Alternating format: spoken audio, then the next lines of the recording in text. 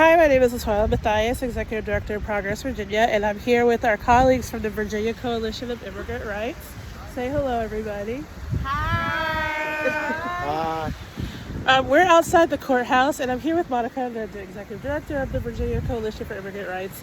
We're outside the courthouse today because we heard proceedings on our hearing against the state of Virginia in Executive Order 35. Monica, can you tell us more about what's going on?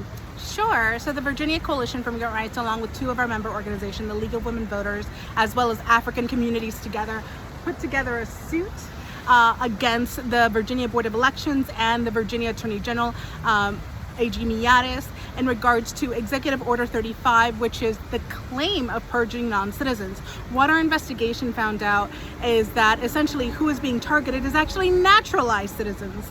And so luckily we had a partnership with the Lawyers Committee under Civil Rights, as well as Project Democracy and Advancement Project, and we filed a suit in regards to two things. First and foremost, violation of the voter purge of the National Voting Rights of 1993, which says you cannot purge voters 90 days within a federal election.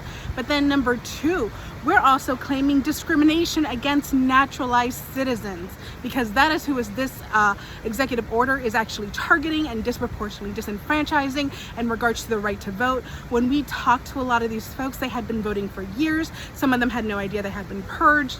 Others said that they were shocked to find out that they had been purged because of misinformation the state had or the DMV had. But either way, well, they found out that their rights were being infringed upon, and they voting is obviously sacred for every U.S. citizen, including naturalized U.S. citizens, because we are just as Americanized as anybody else. And so this has been a voting rights issue that we have been fighting for, not only with us, but also the entire VISIR membership, which also includes Progress Virginia. So this has been a collective effort as we've been fighting here at the courthouse.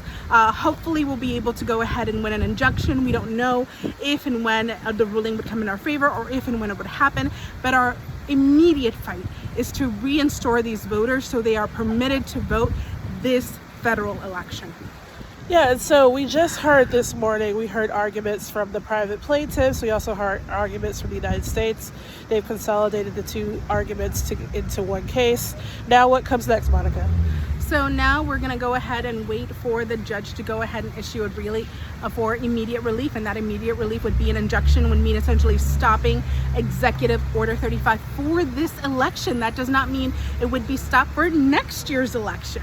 So obviously this is going to be an ongoing battle to show that naturalized citizens should retain their right to vote. And so it is, in our opinion, unpatriotic to continuously attack new Americans, and especially knowing how much and how hard fought and how many lives it has cost for people to go ahead and gain their right to vote. So we will fight tooth and nail to make sure we retain that right. All right, keep your eyes here on Progress Virginia for more updates on the case. Thanks, everybody.